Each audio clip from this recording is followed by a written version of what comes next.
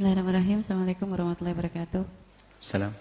Buya pengen tanya batasan kepatuhan seorang istri itu kapan dia wajib patuh, kapan dia boleh untuk tidak patuh, itu seperti apa Buya? Karena pernah ada seorang yang bertanya, ya seorang istri begitu Buya, yang ya tidak bahagia di dalam rumah tangganya karena punya suami yang kurang perhatian juga, dan juga melarang istrinya itu salah satunya termasuk tidak boleh dandan Bu ya, sama sekali tidak boleh dandan, tidak boleh perawatan juga, dan tapi suaminya nikah lagi dengan perempuan yang dandanannya heboh gitu tuh ya. Tapi akhirnya dengan wanita yang kurang baik yang memang suka dan sehingga istri terpukul begitu dengan melakukan gitu. Satu sisi dilarang, tapi satu sisi suami malah memilih yang seperti itu begitu Bu ya, sehingga terluka. Dan akhirnya seperti apa Bu ya solusinya? Apakah sabar saja ataukah mungkin sampai batas boleh kalau saat terlalu sakit atau bagaimana? Apakah dosa tidak jika dia memilih berpisah atau gimana Bu ya? Terima kasih. Assalamualaikum warahmatullahi wabarakatuh. Assalamualaikum. Bismillahirrahmanirrahim.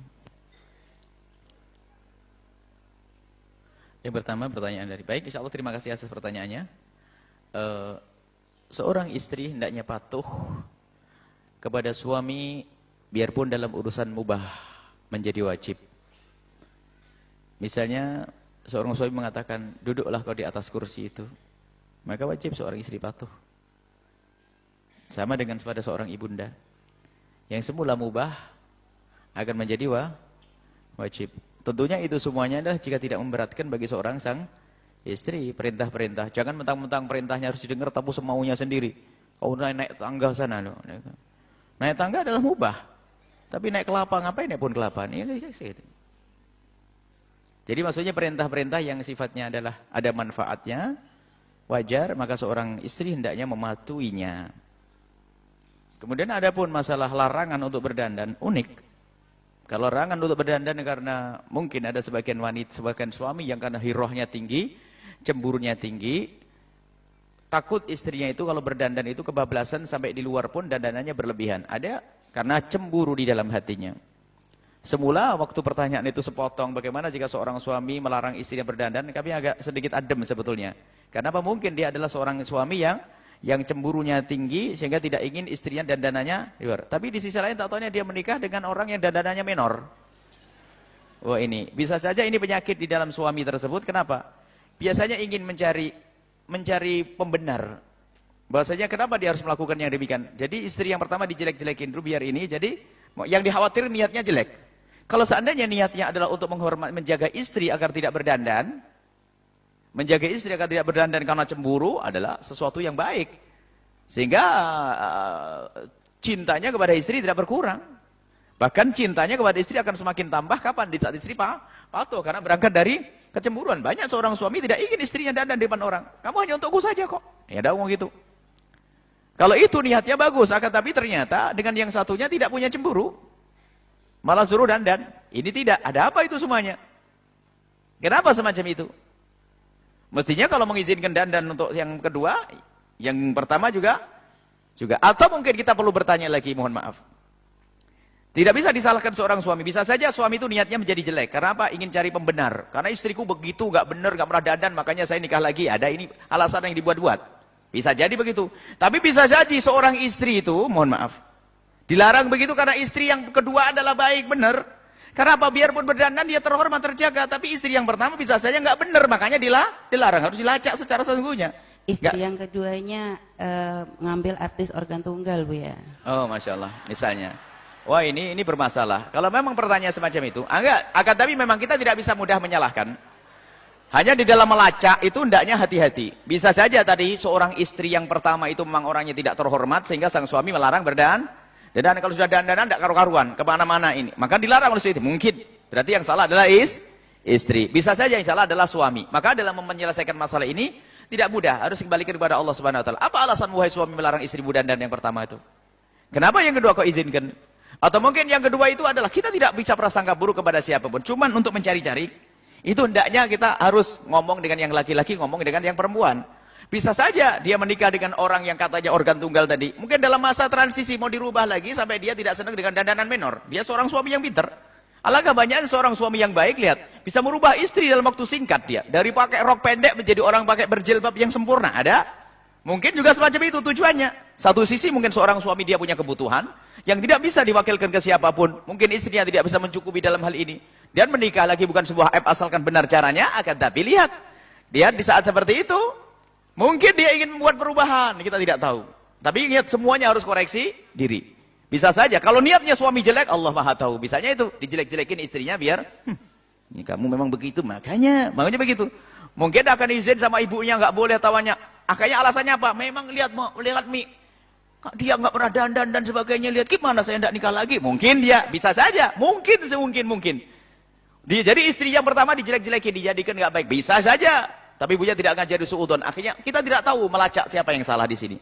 Jadi kalau pengen menyelesaikan masalah, kemungkinan kesalahan itu harus ada semuanya.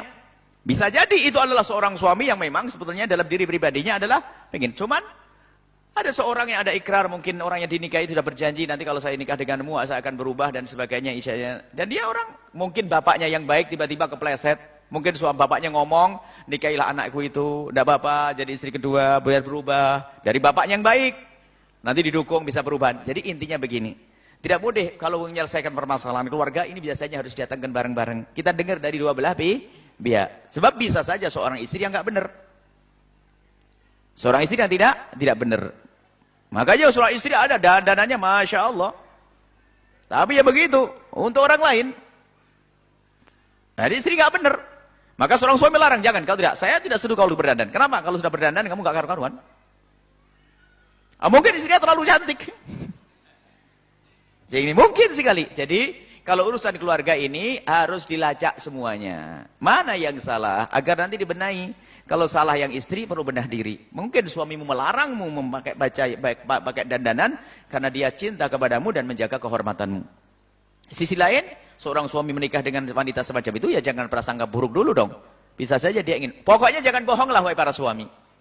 Ada suami itu pengen sok jadi pahlawan ini. Kadang-kadang nikah saja alasannya untuk berdakwah dan sebagainya. Kita ingat guru kami ingatkan. Kalau pengen menikah karena urusan syahwat, katakan jangan pakai agama dakwah. Kenapa kamu menikah? Saya ingin menyebarkan dakwah dengan cara ini.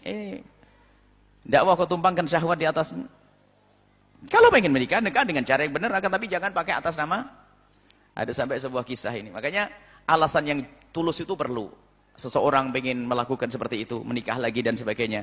Apalagi ada tanda-tanda kok seperti itu. Kenapa istri yang pertama gak boleh dandan, istri kedua boleh. Intinya harus niatnya benar karena Allah. Suatu ketika ada dikisahkan nih kisah. Ada suatu ketika ada orang kakak beradik datang kepada tempat pemukiman orang-orang yang pengungsi dari Bosnia, pengungsi ini. Ini semacam guyonan tapi ya begitulah hakikatnya sebagian orang nuruti syahwat.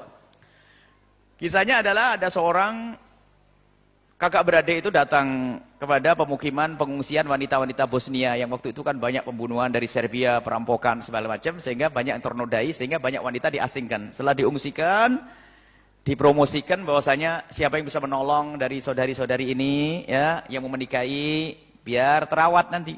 Wah, banyak berebut. Ingin menikahi wanita-wanita tersebut, dinikahi dengan untuk menolong sebuah kebaikan. Karena kalau dibiarkan dia adalah butuh, kemudian di negerinya dinodai. Ini sebuah kisah, apa kebenarannya itu tidak penting. Akan tapi ini loh contoh. Akhirnya ada dua orang kakak beradik datang mau menikah. Saya mau menikah. Saya ingin nolong saudari-saudari kita yang dari Bosnia itu karena Allah. Benar kamu nolong karena Allah? Iya karena Allah. Kamu cukup? Alhamdulillah rezeki saya cukup. Insya Allah saya akan nikah dengan dia untuk menolong. Betul? Senang ini panitia karena ada pemuda-muda yang mau menolong baik. Setelah sampai di dalam keluar lagi. Lalu berkata, aduh, mohon maaf, saudaraku yang saya cintai, anak-anak dari Bosnianya sudah habis, yang ada dari Afrika, ini gimana nih?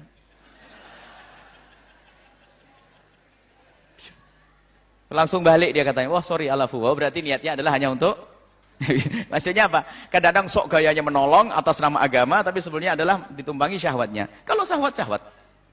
Sebab syahwat yang halal adalah halal. Pokoknya jangan berdustalah dalam hal semacam ini. Perlu kejujuran. Ini ada tanggung jawab di hadapan Allah Subhanahu wa taala. Baik kalau sudah masalah keluarga tidak bisa kita itu hanya sebelah pihak. Kita harus tanya siapa yang salah secara sesungguhnya. Bisa saja suami yang salah, bisa saja istri yang salah. Makanya kalau sudah kasus suami istri datang sendirian itu saya bingung itu. Sebab semuanya kalau ngomong mesti pengen dibenarkan. Nah ini, tidak ini pengen dibenarkan. Karena pengen cari pembela, datang kan bareng-bareng nanti saya ngobrol atau berpisah. Saya dengar dari sini, saya dengar dari sini. Tak taunya hanya salah paham, subhanallah.